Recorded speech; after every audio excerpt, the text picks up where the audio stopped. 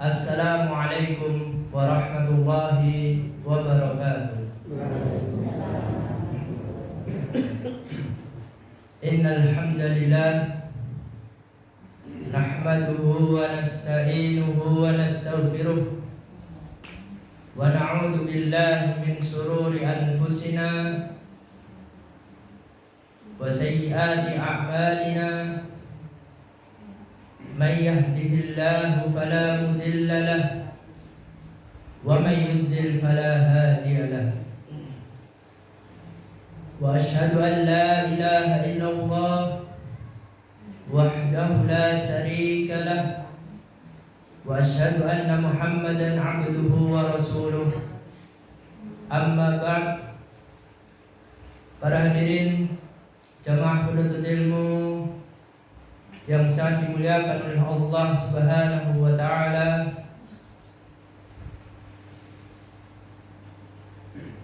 pada malam yang berbahagia ini kita akan melanjutkan belajar bersama-sama kita. Dan sebelum memasuki belajar bersama-sama, mari kita baca basmalah bersama-sama.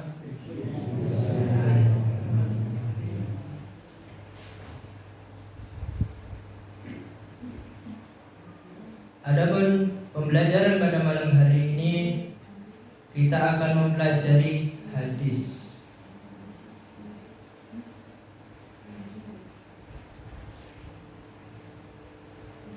Tentunya kita harus mengenal apa itu yang dimaksud dengan hadis sebelum memasuki materi yang lebih mendalam lagi.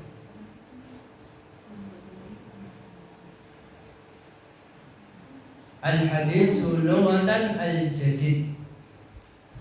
Hadis secara bahasa itu yang dimaksud baru. Wa yujma'u 'ala al-ahadis 'ala al-khilafil qiyas. Ini merupakan sebuah bentuk jamak ahadis, hadis-hadis. 'Alal khilafil qiyas, suatu hal yang baru ini berbeda dengan permisalan. Jadi hadis itu secara bahasa intinya al-jadid, baru. Kenapa dikatakan baru? Karena hadis itu datang setelah Al-Quran. Fondasi seorang muslim yang pertama, al-masdarul awwal Al-Qur'anul Karim.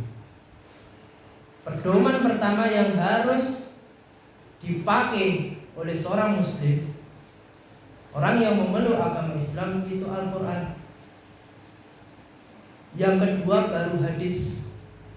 Makanya secara bahasa di sini al-jadid, baru. Adapun secara istilah, pengertian hadis, ma'udifa ilan Nabi sallallahu alaihi wasallam min qaulin au fi'lin au takririn au sifatin khalqiyatin au khuluqiyah. Adapun secara istilah, yang dimaksud dengan hadis segala sesuatu, udifa, segala sesuatu yang disandarkan kepada Nabi Shallallahu Alaihi Wasallam, min qaulin. Yang pertama perkataan, baik berupa perkataan, au fi'lin, perbuatan Nabi, au takririn,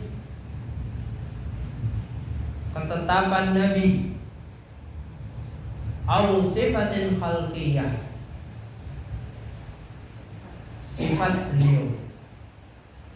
Sifat di sini terbagi menjadi dua, sifatin khalqiyah, sifat secara fisik penciptaan Nabi, au khuluqiyatin, maupun sifat akhlak kepribadian Nabi.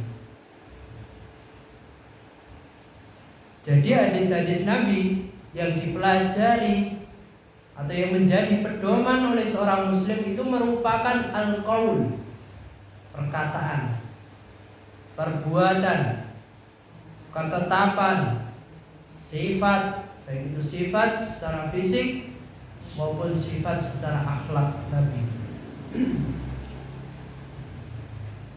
Makanya sangat penting sekali bagi seorang muslim itu mempelajari hadis-hadis Nabi. Tidak boleh mengingkari hadis Nabi. Harus menjadikan hadis Nabi itu sebagai pedoman.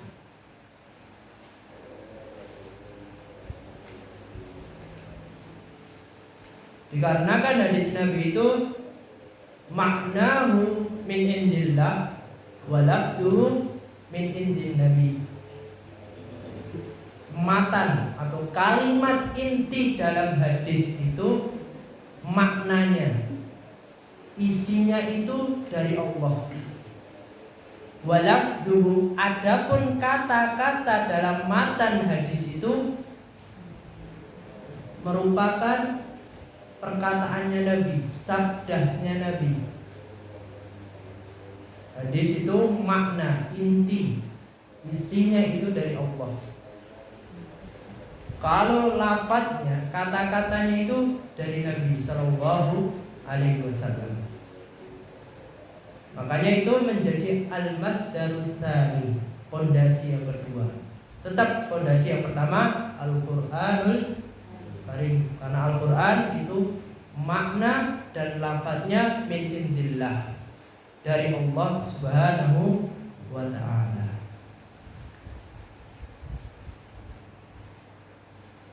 Adapun selanjutnya kita memasuki pembahasan yang pertama, Kitab Thaharah. Thaharah di sini yang dimaksud bersuci. Apa itu yang dimaksud bersuci secara bahasa? At-tanazzuhu 'anil adnas wal aqdar. Thaharah secara bahasa itu membersihkan diri dari kotoran atau sesuatu hal yang dianggap najis, wal aqdar. Jadi tujuan bersuci itu membersihkan diri dari kotoran dan sesuatu hal-hal yang najis pada diri kita. Adapun secara istilah yang dimaksud thaharah, raf'u ma yamna'u shalah, menghilangkan sesuatu yang menghalangi sahnya sholat. Jadi raf'u ma yamna'u shalah, menghilangkan sesuatu yang menghalangi sahnya sholat. Ketika melakukan sholat itu harus diperhatikan, ada enggak sesuatu kotoran atau hal-hal yang najis pada tubuh kita. Kalau ada, segera bersihkan. Contohnya yang sering terjadi ketika tangan atau anggota tubuh itu terkena cat atau tipek. Ada sebagian cat itu menghalangi tersampainya air itu kepada kulit, inti kulit atau tipek itu menghalangi, sehingga itu menyebabkan tidak sahnya sholat. Itu harus dihilangkan, karena itu merupakan al-adnas, kotoran. Secara bahasa tadi ada kalimat al-adnas, kotoran. Itu harus dihilangkan terlebih dahulu, karena itu merupakan sesuatu yang menghalangi sahnya sholat.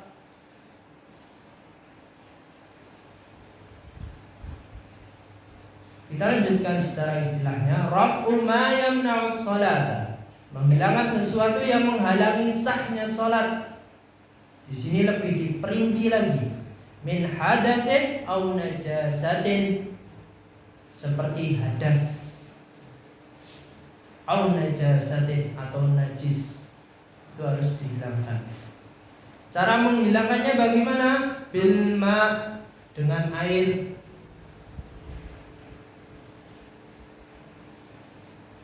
Bagaimana kalau tidak ada air?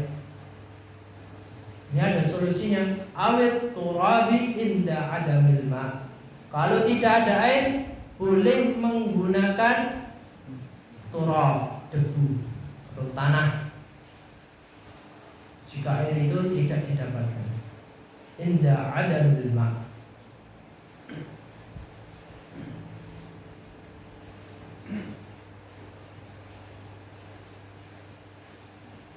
Selanjutnya, ini berkaitan tentang niat, hadis yang pertama. An Amiril Mu'minin Abi Hafsin Umar bin Al-Khattab, dari Amiril Mu'minin Abi Hafsin Umar bin Al-Khattab, semoga Allah meridainya, qala, berkata, sami'tu Rasulullah sallallahu alaihi wasallam, saya itu mendengar Rasulullah sallallahu alaihi wasallam yaqulu, bersabda, innamal a'malu binniyati, sesungguhnya segala amalan perbuatan tergantung pada niatnya.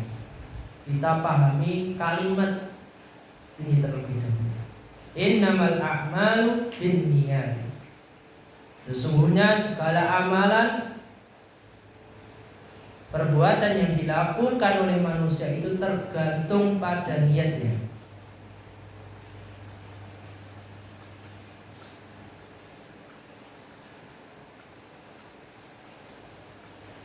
Hadal hadis adimun, hadis ini, hadis yang pertama ini memiliki kedudukan yang sangat mulia. Jalilul qadri kathirul faidah, memiliki kedudukan yang sangat tinggi, banyak manfaatnya.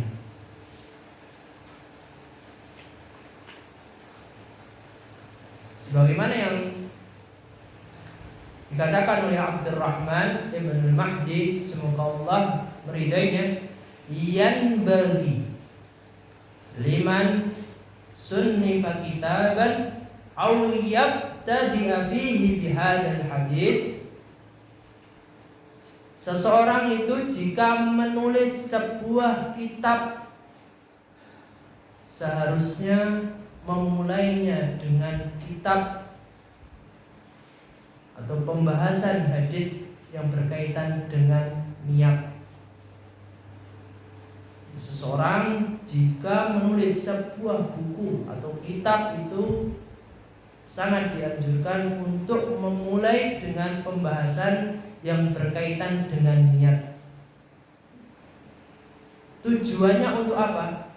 Tanbihan lit-talib ala tashihin niyati.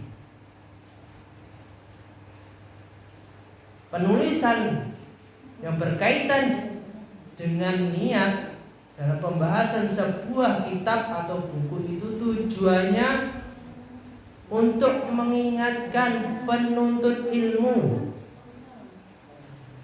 untuk meluruskan niatnya. Contohnya kitab ini, Khulasatul Kalam ala Umdatil Ahkam, sebagaimana yang bisa di grup itu, pertama kali yang dibahas hadisnya tentang niat. Tujuannya itu untuk mengingatkan para penuntut ilmu atau seseorang yang ingin belajar untuk meluruskan niatnya.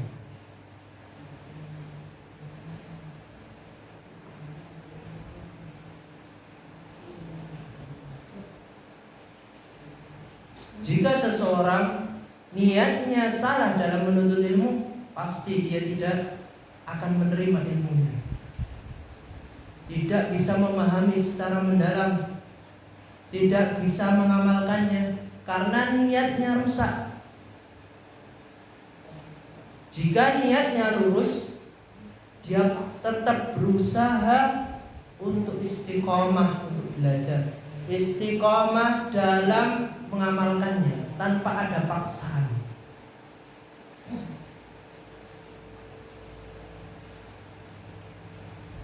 Itu kalau niatnya lurus, niat karena Allah. Kalau niatnya salah dalam menghadiri majelis ilmu, pasti dia akan merasakan bosan, akan jenuh, tidak bisa istiqomah. Cuma ikut belajar, cuma ikut-ikutan, tidak tahu tujuannya, tidak tahu nanti apa hasilnya. Berbeda dengan orang yang lurus niatnya karena Allah. Pasti dia akan, oh ya saya belajar tujuannya begini. Nanti manfaatnya begini buat keluarga. Itu kalau niatnya benar.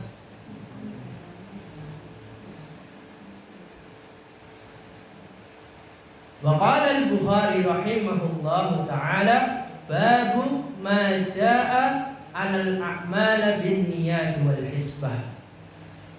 Imam Bukhari, semoga Allah meridainya, bab tentang pernyataan bahwa segala amalan perbuatan itu tergantung pada niat wal hisbah dan keikhlasan.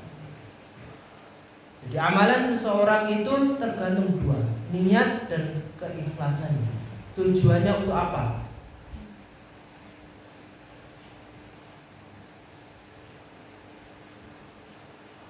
Ini dua hal ini saling beriringan. Walikulli imri'in ma nawa. Setiap orang itu akan mendapatkan sesuatu dengan apa yang dia niatkan. Fadakhala fihi iman. Di dalam hadis nomor 1 itu tentang yang berkaitan dengan niat, fadakhala fihi iman, masuk di situ yang berkaitan dengan iman. Ini tentang tauhid, iman. Fadakhala fihi iman, iman seseorang. Pak, Bu, iman itu ada berapa? 6. Iman yang ke-6 ini, jumlahnya 6 ini bermuara kepada niat dan ikhlas.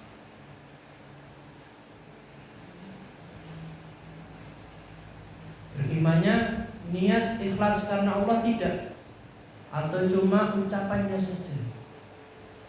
Kalau cuma ucapannya saja, ya dia ngomongnya beriman tapi menyembah kepada selain Allah, menyembah kuburan, menyembah pohon, masih bikin kondangan pada orang yang meninggal, masih yasinan. Itu disebabkan tidak niat dan ikhlas karena Allah. Wal wudu' was shalah waz zakat wal hajj was shaum. Dan juga wudu, salat, zakat, haji, puasa pada bulan Ramadan atau ibadah-ibadah yang lainnya itu bermuara pada niat dan ikhlas. Dia melakukan karena siapa? Karena Allah, pasti akan mendapatkan sesuatu hal yang baik. Kalau diniatkan karena selain Allah, otomatis bukannya mendapatkan pahala, akan tetapi mendapatkan dosa. Binniyati wal hisbah, niat dan ikhlas. Karena kedua hal ini sangat menjadi sebuah pondasi dalam menjalani kehidupan, niat dan ikhlas. perlu bagi seorang muslim itu untuk memperhatikan kualitas hatinya. Hati itu harus diperhatikan. Bagaimana yang sudah kita pelajari dulu tentang hadis Arba'in Nawawiyah yang ke-6. Ala wa inna fil jasadi mudghatan. Ala, kita itu disuruh untuk mengingat-ingat, suruh untuk perhatian. Jangan salah memahami. Ala, ingatlah, sesungguhnya di tubuh manusia itu ada segumpal apa Pak Bu? Idza salahat salahal jasad kullu. Apabila segumpal daging itu baik, seluruh anggota badannya ikut baik.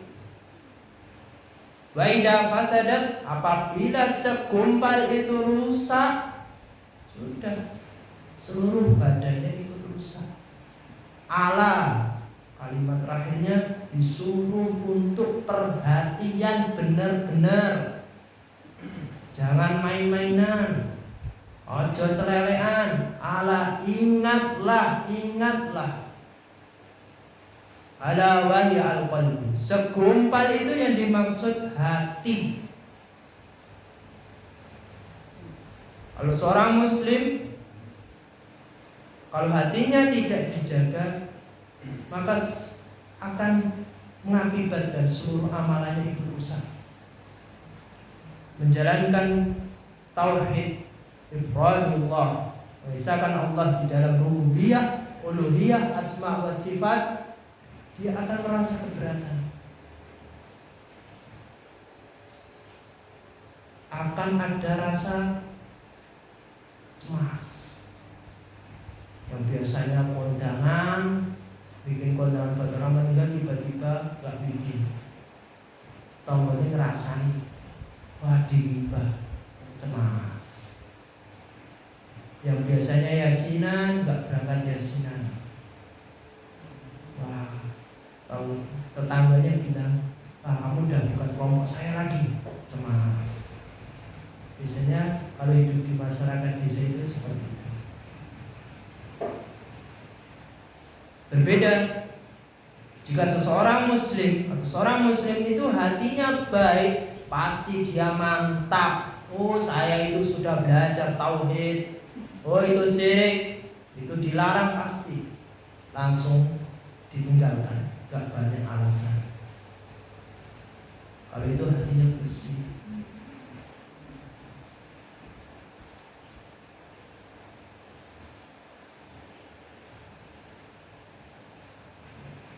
Qauluhu, kita kembali ke hadisnya, wa innama likulli imri'in ma nawa. Lanjutan hadisnya tadi, setiap orang akan mendapatkan sesuatu dengan apa yang dia niatkan. Qala Ibnu Abdussalam, Ibnu Abdussalam berkata, al-jumlatul ula li bayani ma yu'tabaru minal a'mali. Kalimat yang pertama, innamal a'malu binniyat, itu merupakan penjelasan apa yang dimaksud atau yang dianggap sebagai amalan.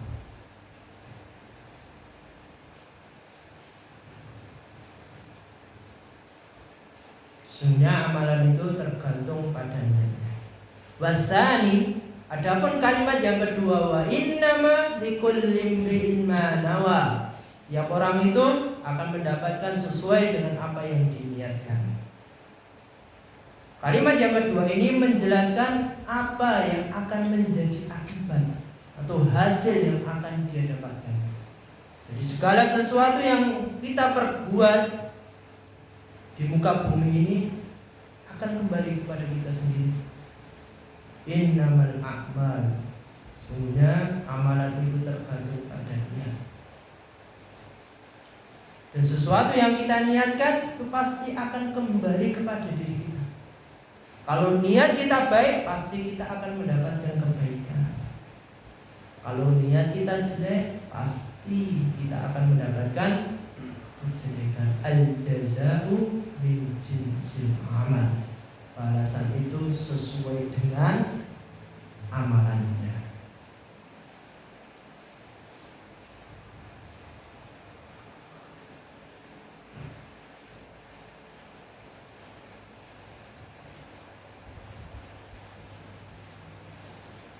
Wa niyyatu hiya al-qasdu wa mahalluha al-qalbu. Yang dimaksud niat niku napa Pak Bu? Al-qasdu, tujuan. Kita melakukan sholat tujuannya apa? Niatnya apa? Apakah riya atau karena Allah? Nah, itu contohnya. Tujuan niat. Tempatnya di mana niat itu? Di hati. Gak ada yang tahu, diri kita yang tahu. Kualitas niat pada diri seseorang ya dirinya yang tahu, bukan orang lain. Al-qasdu, tujuan. Wa mahalluha al-qalbu. Tempatnya itu di hati.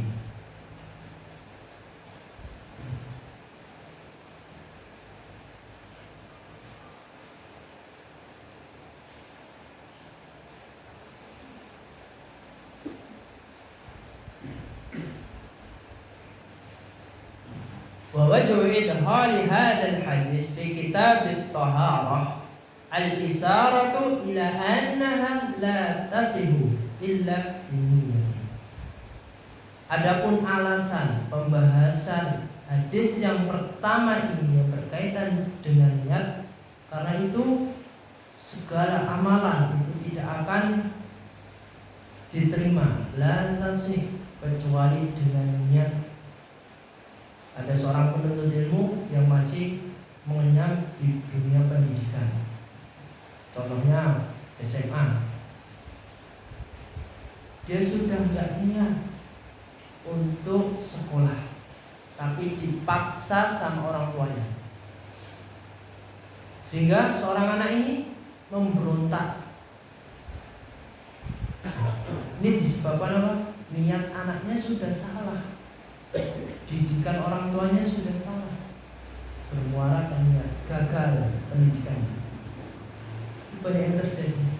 Semuanya tentang niat, tekad, tujuannya apa.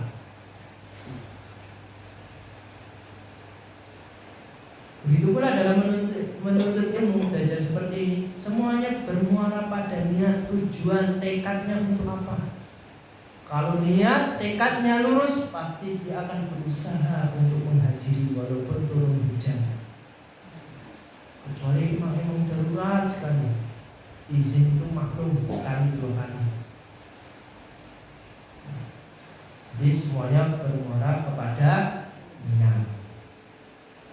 Qauluhu, lanjutan hadisnya, faman kanat hijratuhu ila Allah wa rasulihi fa hijratuhu ila Allah wa rasulihi.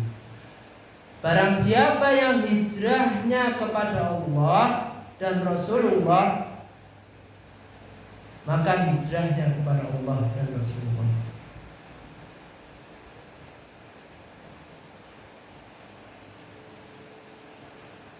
Siapapun orangnya yang berhijrah, niat tujuannya untuk Allah dan Rasulullah SAW, maka hijrahnya, berpindahnya dia itu dianggap sebagai ibadah ya, dengan hukum syariat.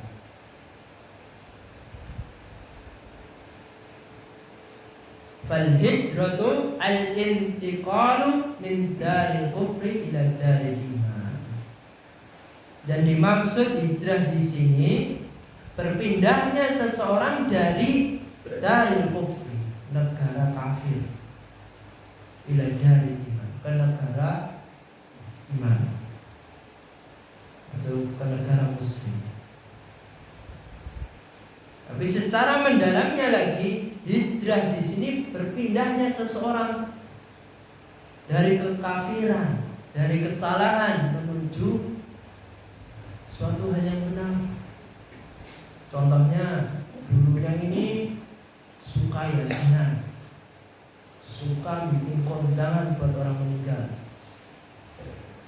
setelah dia tahu, setelah dia memahami, oh iya ini tuh bisa merusak ketauhidan saya, maka dia memiliki niat, tujuan, tekad untuk meninggalkannya. Itu juga termasuk hijrah. Walaupun nanti hijrahnya penuh cobaan, ya itu namanya tekad, perjuangan, itu wajar. Karena saya dulu juga, orang tua saya juga pernah mengalami itu, hijrah. Dulu sering itu yasinan, jadinya buku khusus yang ayatnya itu surat yasin dari awal sampai akhir itu ada satu tas. Kalau ada yasinan di bawah. Dulu itu belum mengetahui hal yang seperti ini. Ya, setelah tahu ditinggalkan. Walaupun dulu cobaannya berat, itu namanya resiko. Berpindahnya dari sesuatu hal yang salah menuju hal yang benar. Karena itu berkaitan dengan tauhid. Kalau sudah berkaitan dengan tauhid itu nggak bisa, nggak ada toleransi, nggak ada keringanan. Karena tauhid itu harga mati, menentukan dia muslim sejati atau kafir sejati. Wafil hadis sahih, dalam hadis sahih yang berkaitan dengan hijrah di sini juga dijelaskan lebih dalam. Al-muslimu man salimal muslimun min lisanihi wa yadihi. Seorang muslim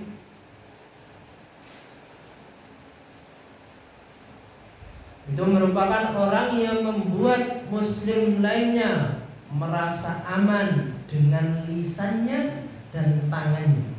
Lisannya dan tangannya. Seorang muslim sejati itu orang yang membuat muslim yang lainnya merasa aman dari gangguan lisan dan tangannya. Contohnya, lisan itu dikenal tidak memiliki makna. Lisan itu sangat mudah sekali berbuat dosa. Ketemu temannya, oh Fulan ya, Fulan, si Ani, oh dari A sampai Z ceritain keburukannya. Apalagi ketika ngobrol ngalor ngidul, semuanya diceritain, padahal nggak bermanfaat bagi kehidupannya, malah mendapatkan dosa, membuka orang lain. Ini sering terjadi. Lisan. Jadinya orang yang banyak diam itu malah lebih baik, karena dia terjaga lisannya.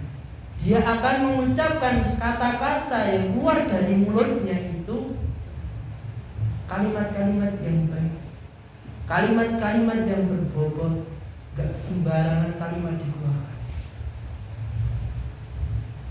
Kalau gak percaya coba lihat di lingkungan itu bagaimana kanan kiri kita, bisa dinilai lisannya bagaimana. Wayadihi, tangannya. Tangan ini sangat mudah sekali berbuat dosa.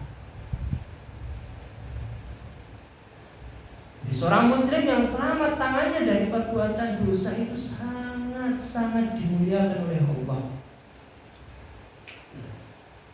Ketemu orang, tangannya jari, menzalimi orang lain secara tidak langsung. Pakai tangan, kalau di desa itu biasanya kalau punya hewan ternak itu pakan ternaknya bukan dari kebunnya, kebun orang lain. Letak pakan pakai tangan. Nah itu dosa juga, banyak sekali yang terjadi. Nah, kelihatannya sepele sekali, padahal itu perbuatan yang sangat tidak baik. Wayadihi. Makanya di sini al-muslimu man salima al-muslimuna min lisanihi wa yadihi. Seorang muslim yang sejati itu yang selamat lisannya dan tangannya dari perbuatan dosa. Dijaga. Wal muhajiru man hajara ma nahallahu anhu. Seorang yang muhajir, orang yang berhijrah, itu merupakan orang yang meninggalkan apa-apa yang dilarang oleh Allah. Sebelumnya dia ini ahlul maksiat, sering ke pohon besar, sering ngirim bunga, sering bikin sesajen ditaruh di sawah pojokan. Tapi dia setelah belajar tauhid, wah mantep hati, oh iya ya, ini salah, dia hijrah, meninggalkan sesuatu hal yang dilarang oleh Allah.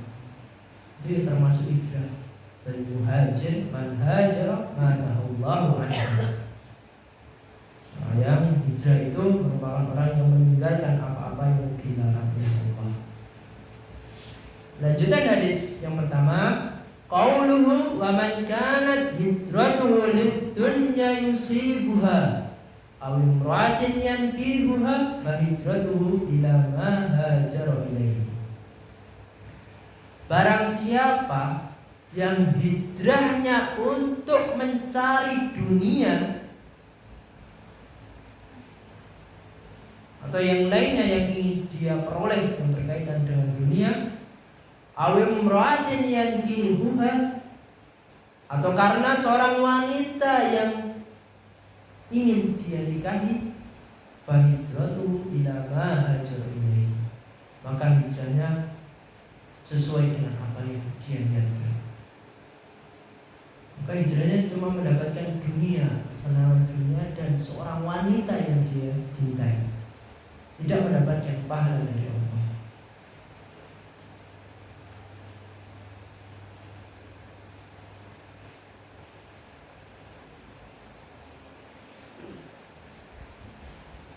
Hadis selanjutnya,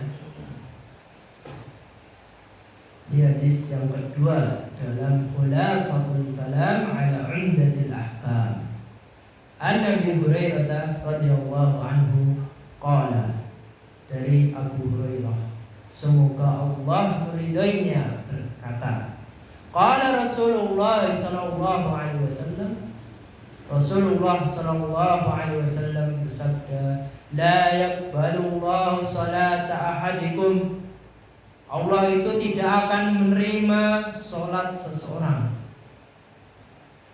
idza ahdasa hatta yatawadda, apabila seseorang itu berhadas sampai dia ini berwudu.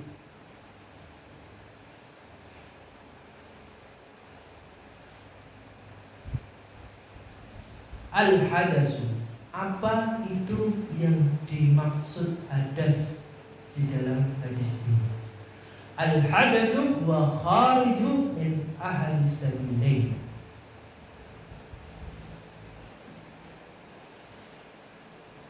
Yang dimaksud hadas dalam hadis kedua ini, sesuatu yang keluar dari salah satu dua jalan, maksudnya kemaluan dan dubur, baik itu buang air kecil maupun buang air besar. Jadi sesuatu yang keluar dari dua jalur itu yang dimaksud al-hadas. Wal hadisu yadullu ala butlanis salati bil hadasi. Hadis kedua ini menunjukkan bahwa salat batal karena hadas, tidak akan diterima oleh Allah. Karena salat tidak akan sah kecuali seseorang itu dalam keadaan suci. Hadis kedua ini juga menunjukkan bahwa wudhu tidak wajib untuk setiap sholat. Kalau kita pahami secara mendadak, hadis ini menunjukkan wudhu itu tidak wajib untuk setiap sholat. tetapi dianjurkan. Contohnya, dia si A ingin melakukan sholat maghrib, dia berwudu. Lakukan sholat maghrib, selesai, ikuti kajian atau belajar bersama-sama.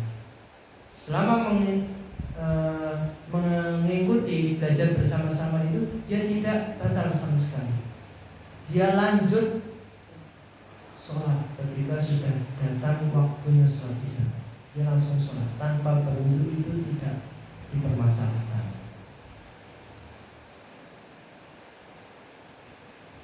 Tapi kalau dia ingin wudu lagi, itu juga tidak dipermasalahkan karena itu dianjurkan, mustahab atau disunahkan.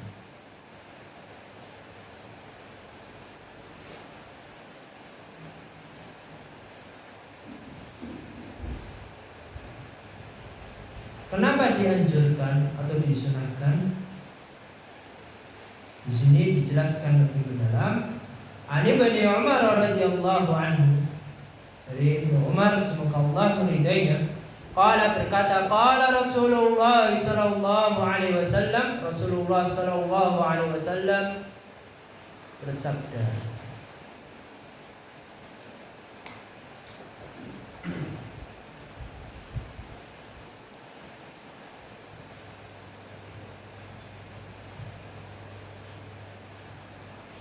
man tawadhu'a ala tuhrin kataballahu lahu asra hasanah. Barang siapa yang berwudu dalam keadaan suci, barang siapa yang berwudu, dia ini dalam keadaan suci, kataballahu lahu asra hasanah, maka akan dicatat sama Allah 10 kebaikan. Orang yang melakukan sholat maghrib, dia sudah berwudu, nanti sholat isya tidak berwudu, dia berwudu lagi, maka akan ditulis kebaikan, 10 kebaikan sama Allah.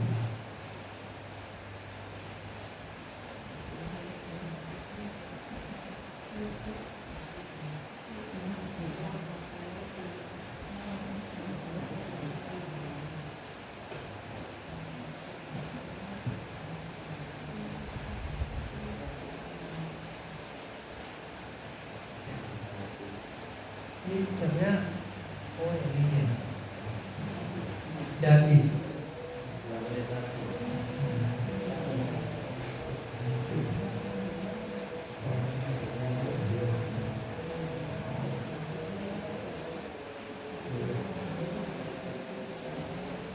Mungkin kita cukupkan sekian, Pak, Bu, paham dan Bapak-bapak.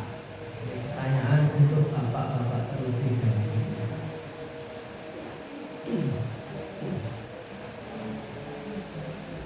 Pak, hadis secara bahasa tadi apa, Pak? Artinya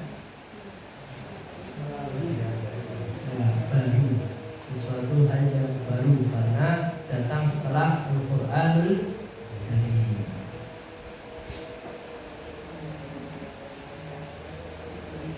Ibu-ibu, niat itu tempatnya di mana, Bu? Di hati. Apa yang dimaksud dengan niat? Tujuan atau tekad. Dalam menuntut ilmu itu tujuannya apa? Tekadnya apa? Jangan salah dalam menentukan niat dan tujuan. Kalau salah ya kadang masuk, kadang enggak. Masuk sekali, selamanya enggak masuk. Itu kalau tujuan dan niatnya atau tekadnya itu salah. Kalau tujuan dan tekadnya itu benar, pasti dia akan berusaha untuk masuk terus dalam mempelajari agama Islam.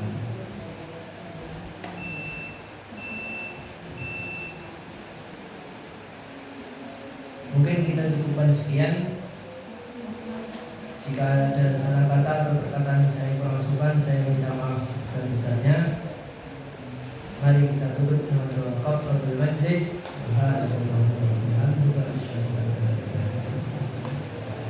Assalamualaikum warahmatullahi wabarakatuh.